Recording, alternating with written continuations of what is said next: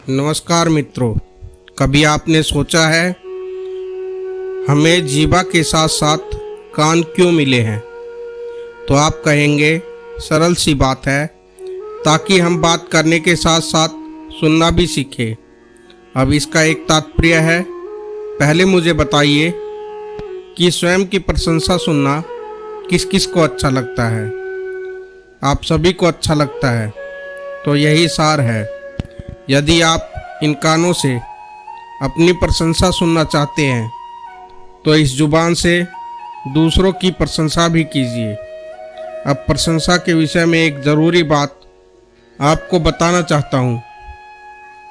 जब किसी व्यक्ति की आप प्रशंसा करते हैं तो सबसे पहले उस व्यक्ति का उत्साह बढ़ जाता है, और उसके बाद अगर हम खुद के अंदर महसूस करें तो हमें भी प्रशंसा मिलती है।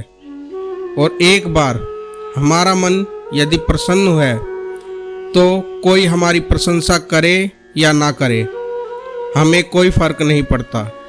इसलिए सदैव दूसरों का सम्मान करें, आदर करें, उसकी प्रशंसा करें, उन्हें बताएं कि आप बहुत ही अच्छे इंसान हैं, उन्हें स्मरण कराएं कि वो भी अच्छे हैं। तभी आप जीवन में आगे बढ़ेंगे और ये जीवन आपको कभी पीछे नहीं रहने देगा। क्या आपने कभी आईना देखा है? या हम में से कौन ऐसा है जिसने कभी आईना नहीं देखा? सभी ने आईना देखा है और उसमें अपना प्रतिबिंब भी देखा है। लेकिन कभी सोचा है उस दर्पण के पीछे क्या है? उस प्रतिबिंब के पीछे क्या है? होता ये है कि उस कांच के पीछे एक धातु की परत चढ़ाई जाती है, जिसकी वजह से जब हम उस कांच को देखते हैं तो हमें उसमें अपना प्रतिबिंब दिखाई पड़ता है, क्योंकि जो प्रकाश उस कांच पर पड़ता है वही वापस लौट कर आता है। इसी प्रकार से उसमें प्रतिबिंब दिखाई देता है। यही है जीवन का सत्य भी।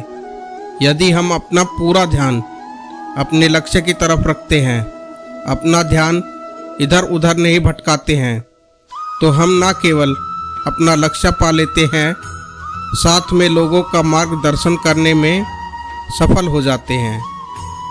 तो क्या आप बनना चाहेंगे ऐसा व्यक्तित्व? निर्भर आप पर करता है। पाना और खोना दोनों जीवन के अभिन्न अंग है।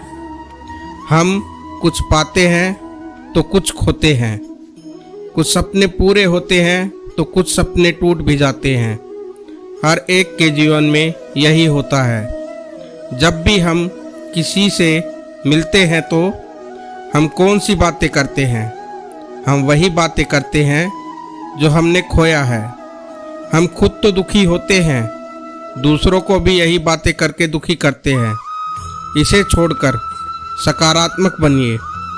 महत्व केवल उसी को दीजिए, बात केवल उसी की कीजिए जो आपके पास है, उसकी नहीं जो आपने खो दिया है।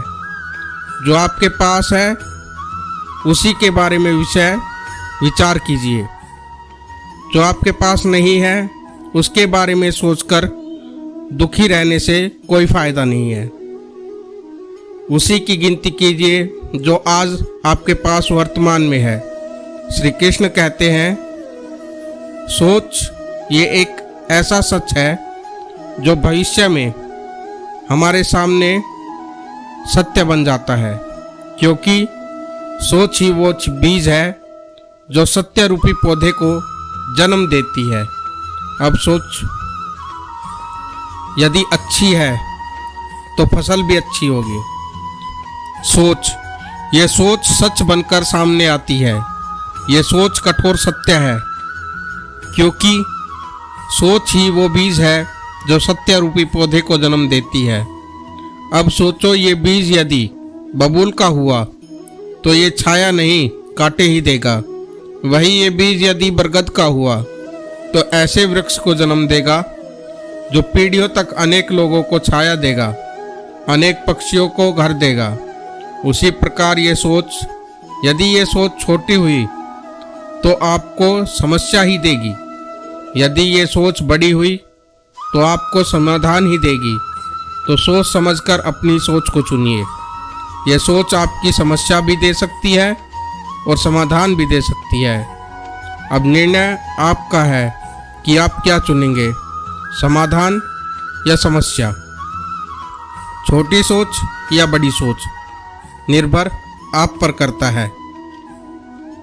श्री कृष्ण कहते हैं, जीवन और मृत्यु दोनों जीवन के दो अटल सत्य हैं। जिसने जन्म लिया है उसे मृत्यु प्राप्त होनी है, यही नियति है। अब एक बात है, मृत्यु सभी को आती है, लेकिन जीवन जीना सभी को नहीं आता। पूरा जीवन गुजार देते हैं, लेकिन जीवन जी रहे हैं या जीवन को कैसे जीना है ये नहीं समझ पाते। या जीवन को कैसे जीना है ये नहीं समझ पाते।